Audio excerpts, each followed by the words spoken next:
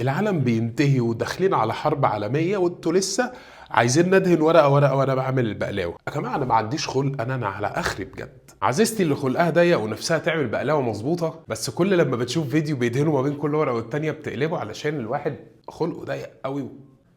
بيرفكتو بقلاويتو بيرفكتو. في الاول هنعمل الخلطه بتاعه الحشو، حطي فيها كل الحاجات اللي تحبيها، المهم تحطي عليه معلقتين شربات علشان يتماسك كويس.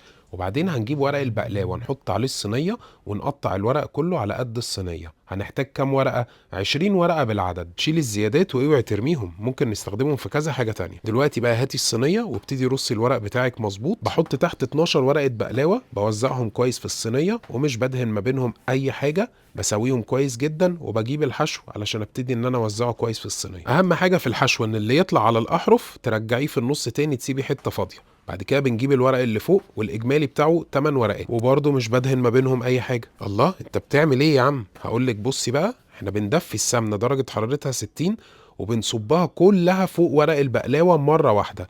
مهم تكون دافيه درجه حرارتها 60.